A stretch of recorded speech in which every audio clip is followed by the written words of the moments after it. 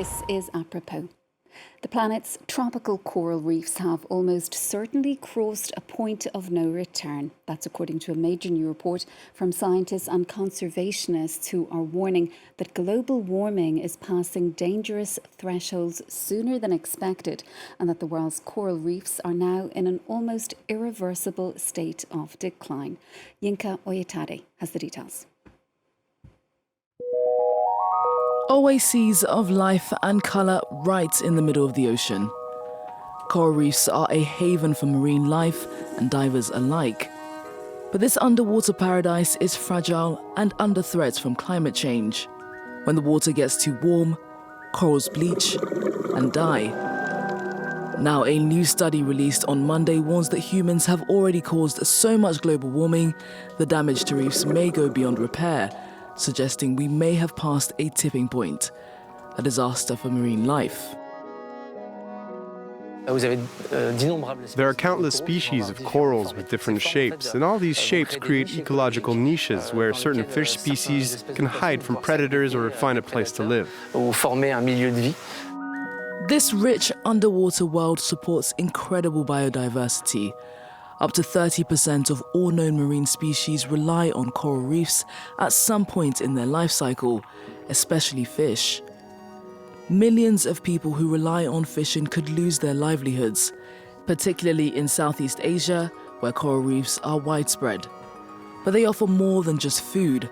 They also break waves, helping to reduce storm damage. Without them, many coastal areas face erosion and flooding. Today, 500 million people depend on coral reefs for food and protection from the ocean. For more, let's bring in the lead author of this report, Tim Lenton, who is also the founding director of the Global Systems Institute. Great to have you with us on the programme this evening, Tim. So the Earth has reached its first catastrophic climate tipping point. What exactly does that mean? And talk us through how exactly you and your fellow researchers came to this conclusion. Well, as that lovely report showed, it means that change, in this case, in this incredible ecosystem, is now happening in a self-propelling way, in a bad direction. And that's the nature of tipping point change. If viewers want to think about a familiar example, when you lean back on a chair, you know that there's a balance point where a small nudge can create a self-propelling change of you and the chair into a very different stable state. That's suddenly what's happening to the coral reefs, and it's what's happening, or what's at risk of happening, for many other critical parts of our life support system. The way we could tell that this was the case for coral reefs is just in the last couple of years, we've been experiencing unusual warmth at a planetary scale, but also heat waves in the ocean, in the tropics, that have taken the global temperature above 1.5 degrees centigrade above the pre-industrial level, where we'd already estimated the corals would pass their tipping point. And sure enough, over 80% of them have been experiencing these extreme bleaching events and dieback, rather confirming the prediction. And at the same time, it's become clear that the world is going to carry on warming, and what has been a temporary experience of 1.5 degrees of warming is, I'm afraid, going to become, that's going to be the average temperature within a few years, probably, and we're going to carry on above that. So that's why we can say the reefs are now in risk of large-scale irreversible decline. It's not a case of all hope is lost, but it does mean we need to focus on those crucial reef ecosystems on the cooler end of the range that we can still perhaps preserve or protect, and reduce the other pressure on those reefs like overfishing and pollution, to give them some resilience. And then in the big picture, we've got to cool eventually the climate back down again if we want this incredible ecosystem to be the flourishing, familiar thing it's always been. So not to give up hope entirely is what you're saying, though. Is it inevitable, though, do you think, realistically speaking, that perhaps not within the next few years, but they will eventually perish, these coral reefs? Or can something realistically be done to reverse this damage and to restore them? Well, I fear that many of them are at risk of being lost, but a fraction could still be preserved, and we should we should work to preserve that fraction. And many coral reef conservationists are already trying to do that. So, as I've emphasized, it's kind of crucial to reduce all of the different human drivers on the reefs to give them, the ones that have a chance of survival, the best chance, the most resilience. But there's innovations going on. People are experimenting with trying to breed strains of coral that are more tolerant of the warm conditions. Over the Great Barrier Reef, there's even efforts to seed the air with sea salt that will make the clouds brighter, that will create a kind of sunshade or better cooling effect over the reefs. I think we have to think in those terms of what can we best do to support the resilience of some reefs to give a chance that in the future, if we eventually cool the climate back down again, they have a chance to, shall we say, recolonize. But then the crucial message there is we have to limit, we have to stop global warming first, and then begin to reverse it. And that's why our report also emphasizes the potential to trigger what we call positive tipping points, where we can accelerate the change we need to zero emissions technologies and behaviors. And just tell us, why are coral reefs themselves so vulnerable, and what kind of impact does it have when they're starting to perish on the wider ecosystem, also on the people who live close to coasts right around the world, particularly in these more tropical, these warmer regions?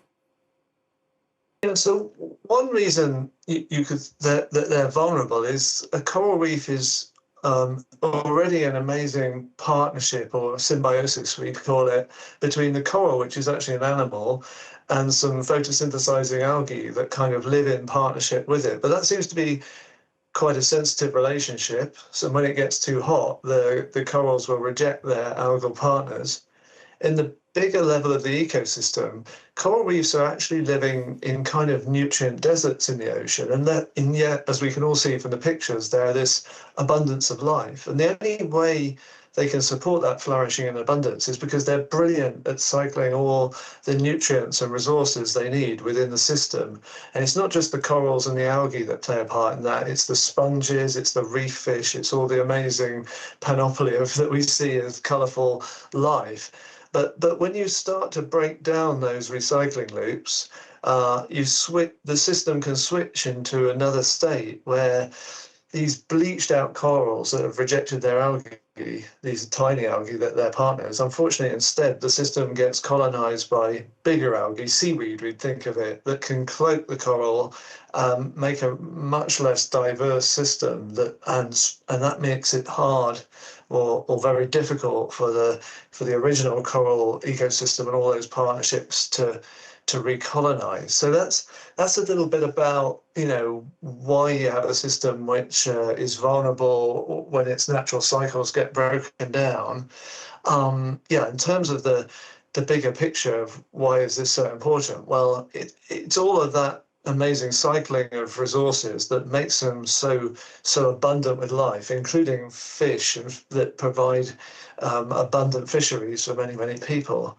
And as the opening report showed, at the same time, the coral is this kind of self-regulating system that has grown up if the sea levels have risen over thousands of years since the last ice age, and presents this natural barrier to the incoming tide and the waves. But unfortunately, when you lose the reef and the system starts to degrade, that can literally break up, and the communities behind those reefs will lose their shoreline protection.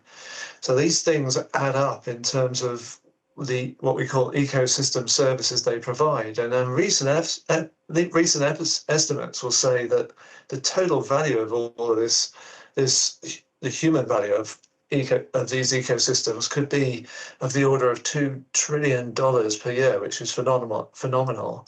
So there's a lot at stake you could say, in an economic sense as well as in an ecological sense. And Tim, your report also, refers to this being the first catastrophic climate tipping point. You are concerned that others are approaching. The report also coming just ahead of the COP30 climate change conference, which is going to be taking place in Brazil, the Amazon being a real concern as well, isn't it?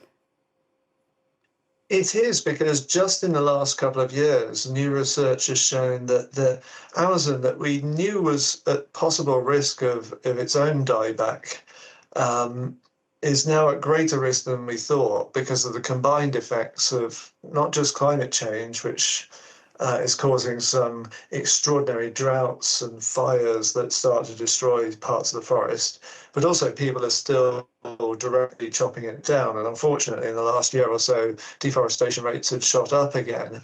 And together, that direct human pressure and then the wider pressure of climate change means that the Amazon could be at risk of a tipping point below 2 degrees centigrade of global warming. And so we'll be getting into the danger zone of 1.5 to 2 degrees centigrade of global warming, probably, unfortunately, entering the danger zone after 2030. And that's kind of iconic when the COP30 meeting is happening in the Amazon. And of course, the Brazilian presidency is very aware of that and also very committed to wanting to mobilize global action to try and protect this critical ecosystem both ways. They've got to reduce the largely illegal destruction of the forest, but they need all of us getting on board with accelerated climate action to limit global warming. Tim Lenton, lead author of that Global Tipping Points report. Thanks so much for being with us on the programme this evening.